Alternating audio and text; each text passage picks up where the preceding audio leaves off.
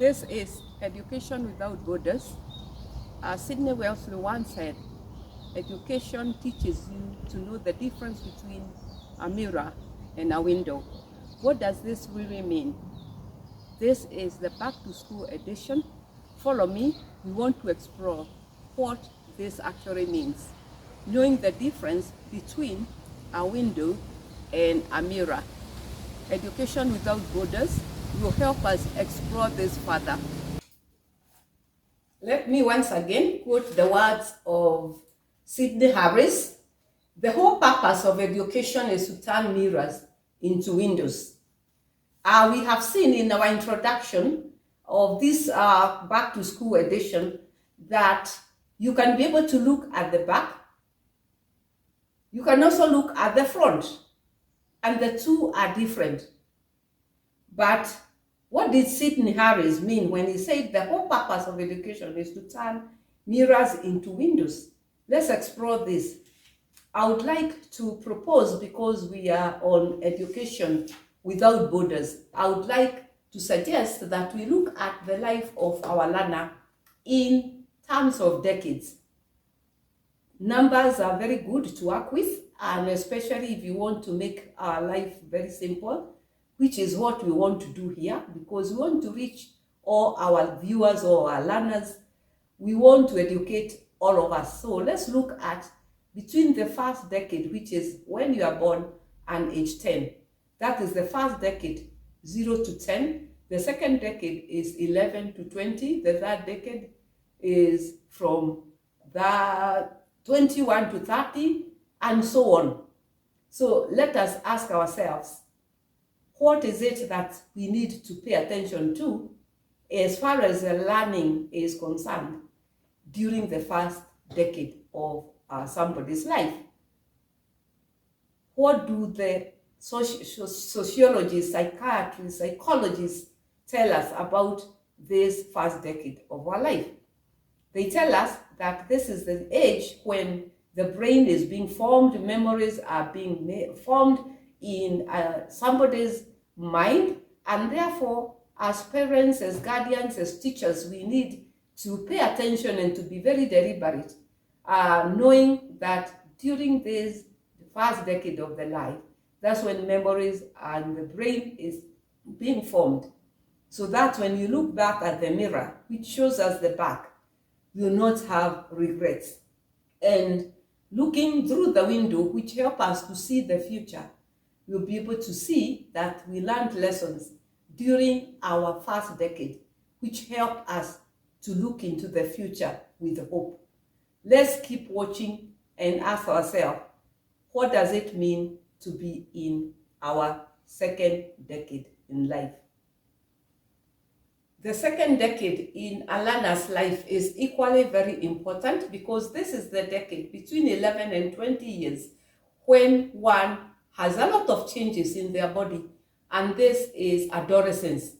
And this is the age that is associated with a lot of energy required even from the parents and guardians' part, because equally the learner in their second decade of life are filled with energy. That's the time they want to explore. This is the time they are learning many things about themselves and about the peer.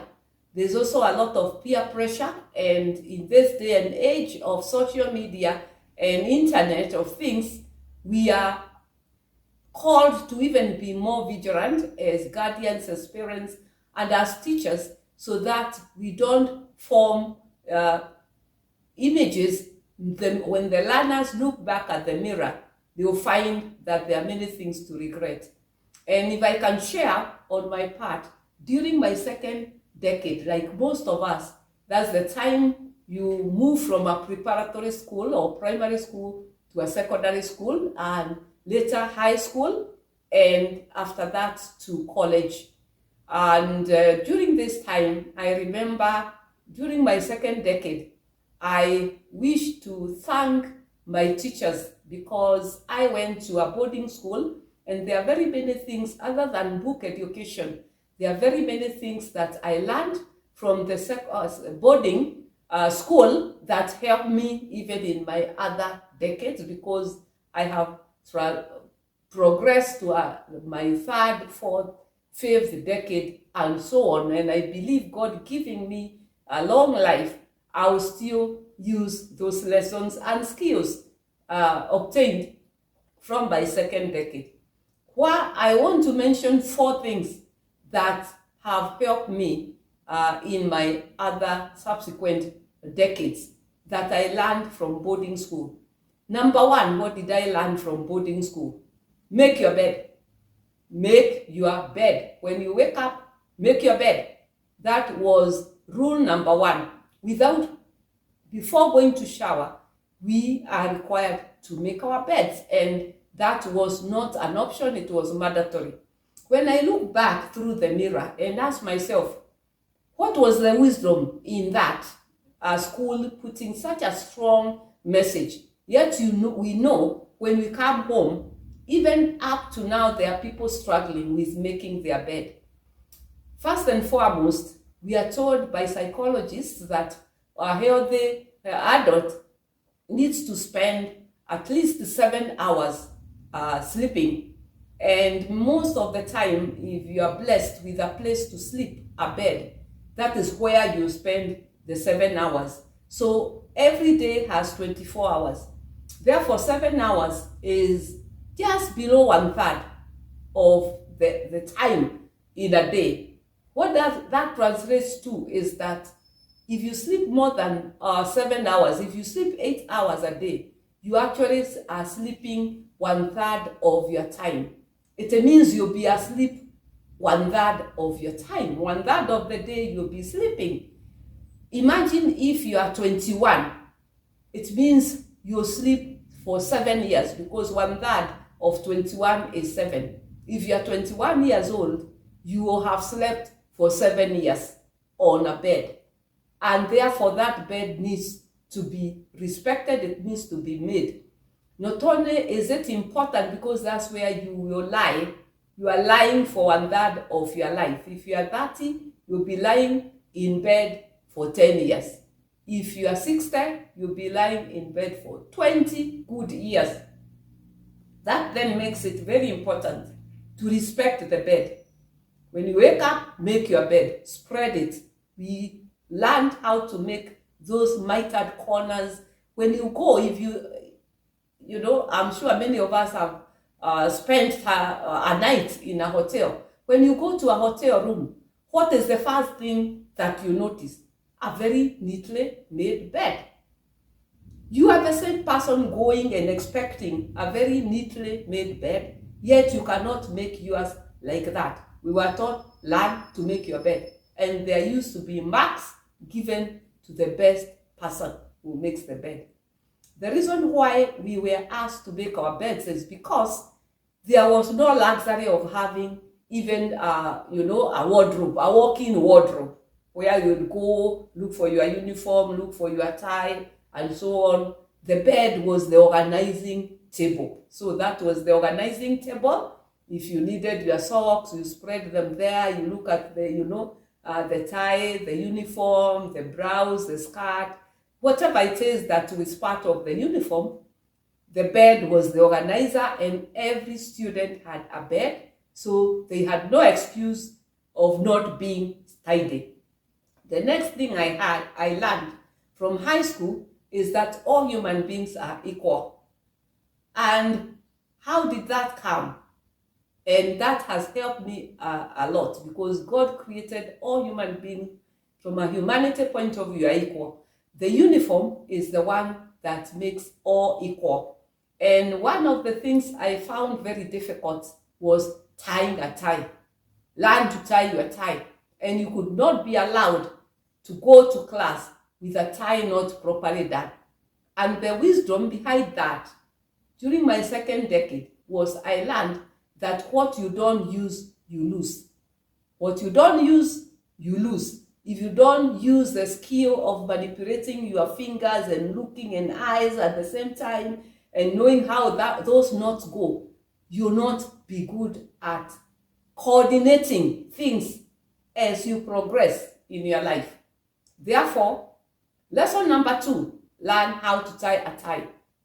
Lesson number 3 I learned during my second decade in my education journey was learn how to use the fork, the knife, and the spoon at the same meal, and they had to be organized properly.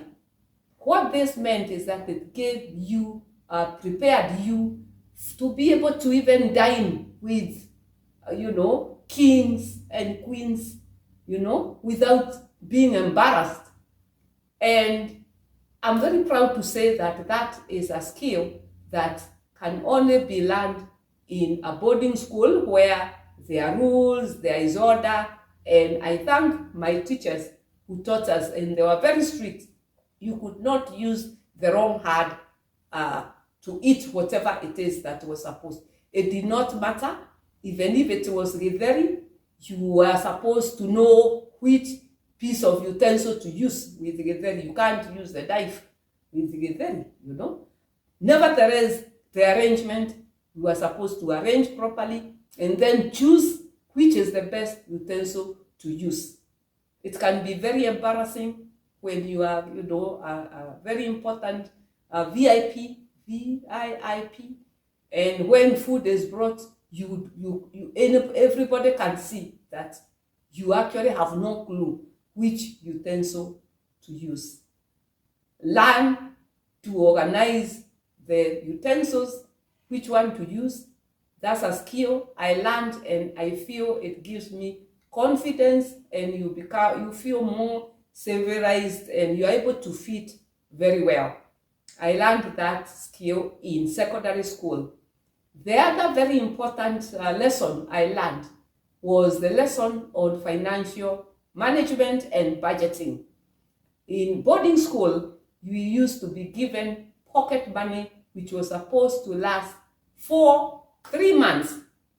And you are supposed to organize yourself, buy whatever it is, bread. Most of the time it was food because you are growing, and have some left to be able to also spread into the holiday, because there was no pocket money during the holidays. That may have changed, I don't know, but that skill I know that is useful to everybody across the board. It doesn't matter whether you have a lot of money, little money, you need to learn financial management, good financial management. The other lesson I learned was the lesson on sharing. The boarding schools did not have master in suits where you have your bathtub, you have your shower all to yourself. That luxury you may have in your homes, but I'm sure in most boarding schools, unless they are very high cost, at least the ones I went to, and I thank my teachers and my school because I got the best education ever that I can fit anywhere in the world, but we used to share bathrooms. And that never made us any less, it never made us stupid, it never made us any less than our potential could take us to. Therefore, many lessons are learned. I've just given an example of my lesson learned during my second decade, lessons from a boarding school. Keep watching. We'll now move to our third decade. What lessons have we learned? Looking back at the mirror, and then you'll be able to look through the window to the future, having learned lessons from our past education decade. Keep watching. This is Education Without Borders. We shall be back with our third decade. We are calling the age between 21 and 30 our third decade on our education journey. And usually this is the decade where you have started being independent. Most likely you have a national identity. Most likely you have even your own passport. You can travel on your own. Most likely you could even have a driver's license. And this is the time that one needs to look back through the mirror, reflect, look at your back and ask yourself, Is there any lesson I have learned? Most likely you are in college and you want to bring those lessons into college so that you can excel. You can excel because you will have learned, error is to human, what loopholes you did not enter into in your third decade. And I remember, again, I'll use my own experience. During my third decade, there's very important piece of furniture I found in my parents' sitting room. I'm sure it had been bought with a lot of thought. So I borrowed, I begged, can I just keep it? First of all, what attracted me to it was it's a very beautiful piece of art. It's made from hardwood. And then there are these praying hands, you know, the praying hands made from brass, as you can see, and then engraved there also on a brass plaque are very timeless words. And these are the words of the Serenity Prayer. This is a Serenity Prayer. And I'll read it to my viewers. It says, God grant me the serenity to accept the things I cannot change, courage to change the things I can, and wisdom to know the difference. That's the Serenity Prayer. It's timeless. I borrowed this plaque with the Serenity Prayer during my third decade. And up to now, today, you can see it's real. I still find it. There's a time I needed to pray this prayer on a daily basis is now. And the reason is that things change, and you realize in your third decade that there are some things which have changed and you cannot do anything about them. And one of them is time. We have talked about the first decade, the second decade. We are now in the third decade. Decades are changing. We are growing older, all of us. We are all given the same year. This is a new year. We are all of us, what is common with all of us, from 2024 to 2025, all of us are 1 year older. That one we cannot change. Let's accept we are all 1 year older. We cannot change. Time waits for no king. We are not kings, so imagine what time will do to you. If it can't wait for a king, what about those who are subjects? The bottom line is we cannot change time, but there are things we need to be courageous to change. Let me use an example because we are talking about our third decade. You could be in college, you could have enrolled in college, and somehow, due to one thing or the other, dropped out. You have dropped out. You are expected to have graduated at such and such a graduation date, and the truth be told, you never graduated. I'm sure if you look back at the mirror, that is a spot that can cause you great distress. You look back and say, oh no, I ought to have graduated. I have not. You can't change the fact that you have not graduated, but you can change the fact the situation you are in. You can go back, you can talk to your faculty, you can talk to your chairman of the department or the college and tell them you would want to go back and finish because you don't want to move to your fourth, fifth decade. And you keep looking back and saying, I ought to have done that. And the reason why you need to do that sooner than later is because there are many things that situations keep changing and impeding your ability sometimes to reverse things that have happened. So the minute you find that you are able to have the courage, have it, move ahead and change that particular thing so that you are able to move on. You are able to look through the window and see a brighter future. And that way, you will have converted your mirror into a window. You have looked at your back, looked at your front, and moved on with courage. This is Education Without Borders, partnering with Sydney Wellesley to help our learners know that the whole purpose of education is to turn mirrors into windows. This is Sydney Harris who said that. We have partnered with him to explore this. We have also partnered with the Serenity Prayer, asking God to grant you the serenity to accept the things you cannot change, the courage to change the things you can, and the wisdom to know the difference. As you move to your fourth decade, that is the decade between 31 and 40, to the fifth decade, to the sixth, to the seventh, all the way to the 10th, 11th, 12th decade, you will look back through the mirror and see their lessons learned and look forward to the future with a lot of hope. This is Education Without Borders.